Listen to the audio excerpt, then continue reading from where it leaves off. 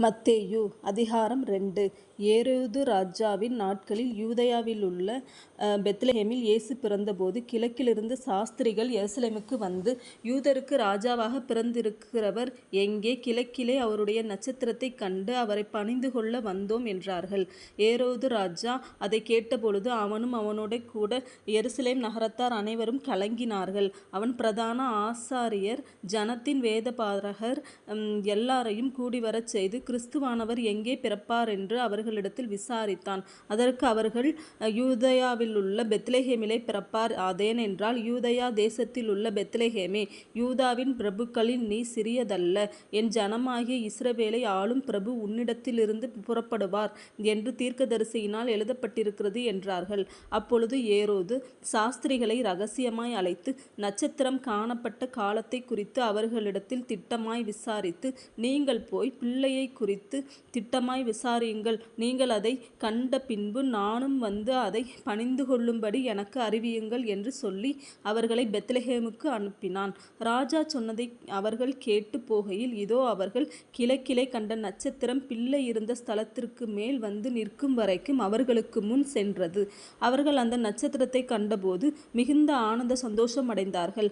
அவர்கள் அந்த வீட்டுக்குள் பிரவேசித்து பிள்ளையையும் அதன் தாயாகிய மரியாளையும் கண்டு சாஷ்டாங்கமாய் விழுந்து அதை பணிந்து கொண்டு தங்கள் பொக்கிஷங்களை திறந்து பொன்னையும் தூபவர்க்கத்தையும் வெள்ளை போளத்தையும் அதற்கு காணிக்கையாக வைத்தார்கள். பின்பு அவர்கள் ஏரோதினிடத்திற்கு திரும்பி போக வேண்டாம் என்று சொப்பனத்தில் தேவனால் எச்சரிக்கப்பட்டு வேறு வழியாய் தங்கள் தேசத்திற்கு திரும்பி போனார்கள்.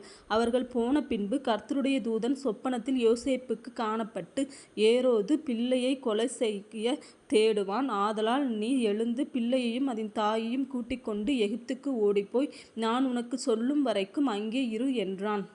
அவன் எழுந்து இரவிலே பிள்ளையையும் அதன் தாயையும் கூட்டிக் கொண்டு எகிப்துக்கு புறப்பட்டு போய் ஏரோதின் மரண பரியந்தம் அங்கே இருந்தான்.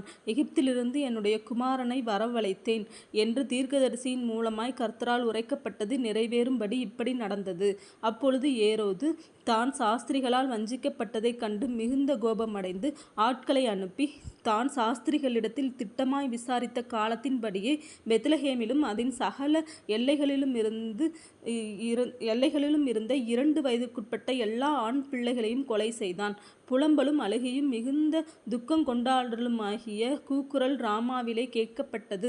ராகேல் தன் பிள்ளைகளுக்காக அழுது அவைகள் இல்லாதபடியால் ஆறுதல் அடையாதிருக்கிறாள் என்று எரேமியா தீர்க்கதரிசியினால் உரைக்கப்பட்டது அப்பொழுது நிறைவேறிற்று.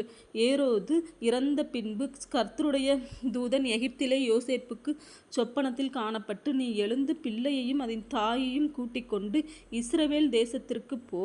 பிள்ளையின் பிராணனை வாங்க தேடினவர்கள் இறந்து போனார்கள் என்றான். அவன் எழுந்து பிள்ளையையும் அதன் தாயையும் கூட்டிக் கொண்டு இஸ்ரவேல் தேசத்திற்கு வந்தான். ஆகிலும் அர்க்கெலாயு தன் தகப்பனாகிய ஏரோதின் பட்டத்துக்கு வந்து யூதேயாவில் அரசாளுகிறான் என்று கேள்விப்பட்டு அங்கே போக பயந்தான்.